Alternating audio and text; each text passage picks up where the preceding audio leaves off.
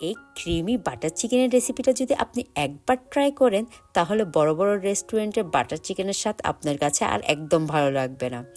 হাতের কাছে অ্যাভেলেবেল থাকা কিছু ইনগ্রিডিয়েন্টস দিয়ে ইজিলি তৈরি করতে পারবেন এই বাটার চিকেন।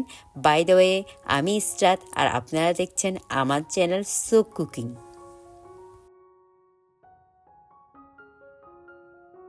বাটার চিকেন রান্নায় দুটো পার্ট রয়েছে। প্রথমে চিকেনটা রেডি করতে হবে, এরপর এই গ্রেভিটা। এখানে আমি মুরগির 4 পিস বুকের মাংস নিয়ে ছোট টুকরো করে দেন ভালো করে পরিষ্কার করে নিব। এবার এতে আদা রসুন বাটা, লবণ, লাল মরিচ গুঁড়ো দিয়ে 10-15 মিনিট ম্যারিনেট হতে রেখে দিব। চিকেনটা ম্যারিনেট হওয়ার ফাঁকে আমি গ্রেভিটা তৈরি করব। গ্রেভির জন্য কড়াইতে তেল গরম করে এতে দেব এলাচ, দারচিনি, লং, অ্যাস্টারনিস। দেন একে একে রসুন কুচি, পেঁয়াজ কুচি, আদা কুচি। আমার কাছে আদা বাটা ছিল তাই আমি আদা বাটায় দিয়েছি। সব কিছু তেলে নরম করে নেব। এরপর অ্যাড করব পাকা লাল টমেটো।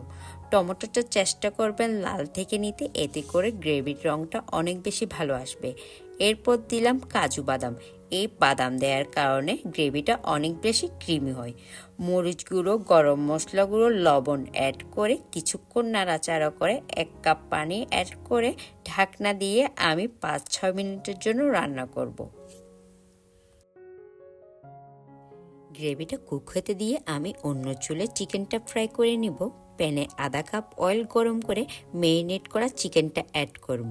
চুলার আঁচ মাঝারি রেখে চিকেনটাকে নেড়েচেড়ে 10 মিনিটের মতো ভেজে নিব।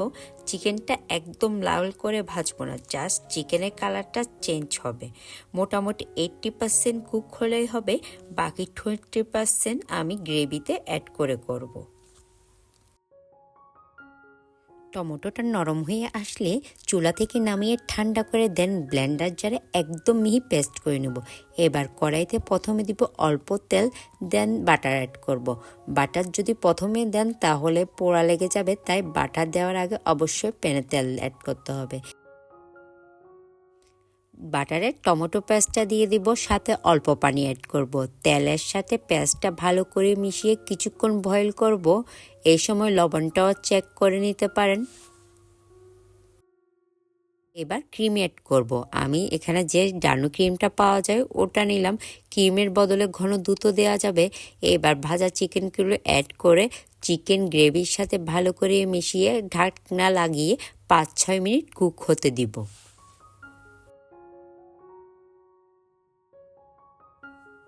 5-6 মিনিট পর ঢাকনাটা তুলে কাসুরি মেথি আর ক্রিম দিয়ে গার্নিশ করব।